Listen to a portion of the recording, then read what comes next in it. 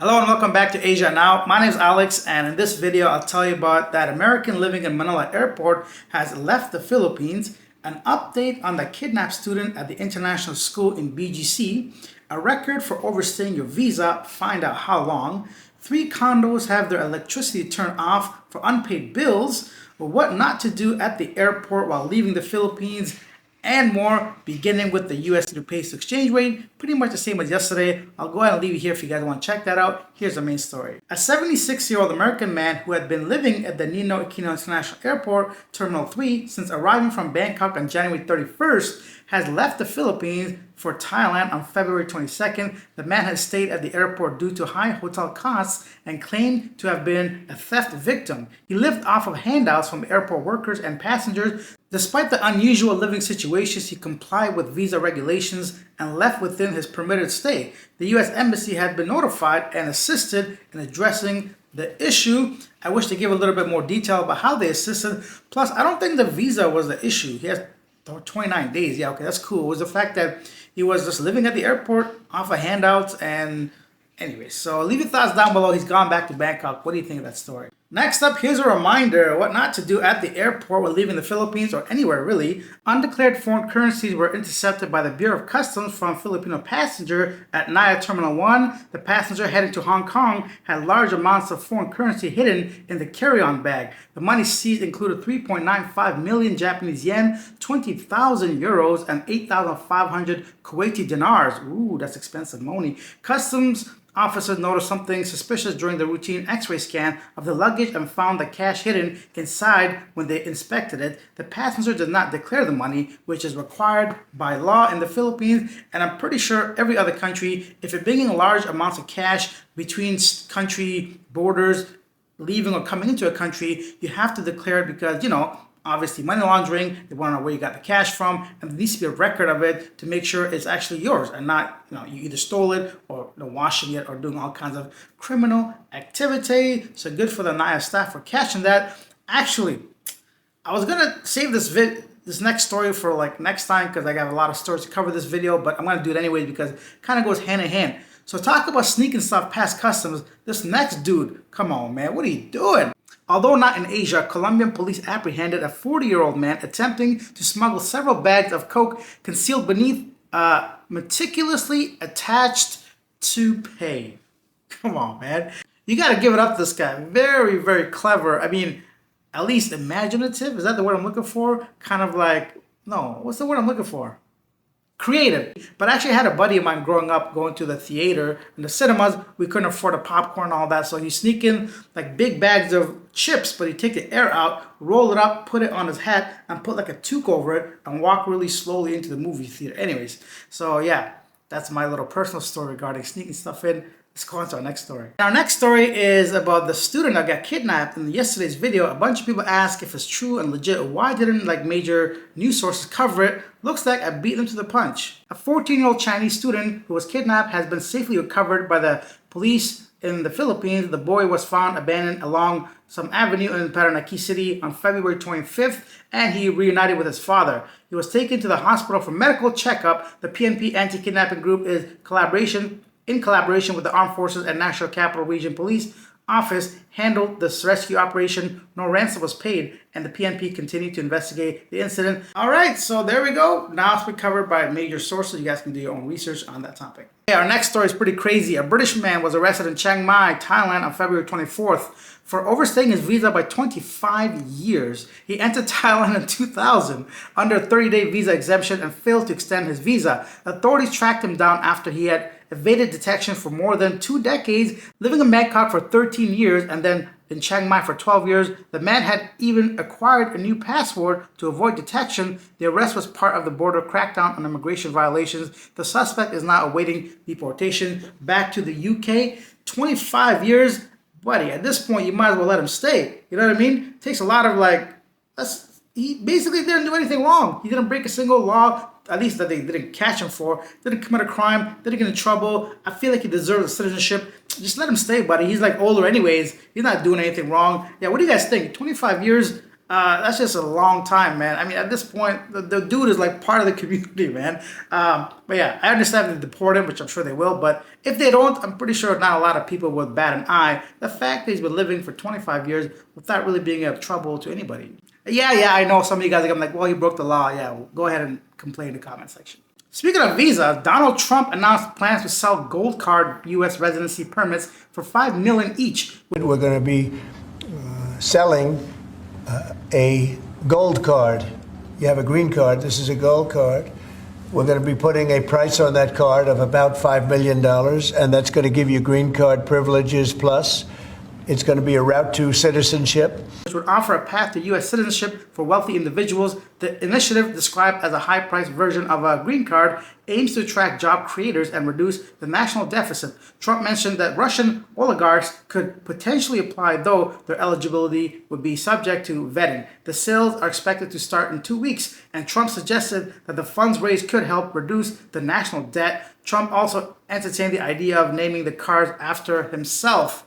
What? Crazy stuff, because there's a lot of people with a lot of money out there, and $5 million ain't nothing to them, and they could be all kinds of people coming to the country, because getting into the U.S. is one of the hardest things to do. Yeah, let's not get into that can of beans, but my point is, like, the proper legal way of entering the U.S. is very difficult, so this might be an avenue for people that have a lot of money but never could have went there before. Pilots on Southwest Airlines flight attempting to land at Chicago Midway Airport were forced to climb back into the sky to avoid another aircraft crossing the runway on Tuesday morning. Absolutely incredible scenes. Apparently that was like a private jet that had no business being on the runway. Big ups to those pilots that were able to go ahead and go back up in the air, right? So, whoa. Definitely something tragic was avoided during that landing, so good for them. And very, very quickly, Philippines authorities said they detained 2 Chinese nationals for spying, the latest in a series of arrests involving alleged espionage as confrontations between the countries increased. Next up, in Pai, Thailand, authorities in Pai, Mai Hong Son, detained 1,634 foreigners last year for traffic violations, in addition to 27, including 13 Israelis, facing immigration-related charges. So Pai was like a small little town in the northern region of Thailand, which was really popular with not too many people a few years ago, but recently there's been a large increase in influx of tourists, mainly from Israel. So if you're following the news regarding Thailand news at all, you understand there's a lot of issues with them in the hospitals, opening up their own businesses, synagogues, I think that's what, or Shabbat, whatever. Basically, they're causing a disturbance in the community. So the government from a very top level sent a bunch of people in there to try to figure out what's going on, what is legit, what is not.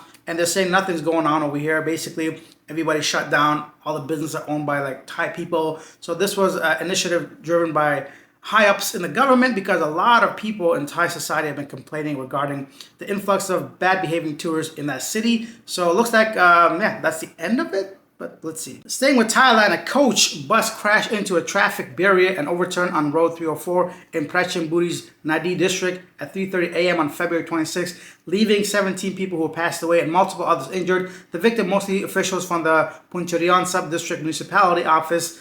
Once again, another bus crash in Thailand. They don't have a very good reputation. One of the worst countries to be on the road. Essentially, there's almost like zero safety when it comes to all this kind of stuff.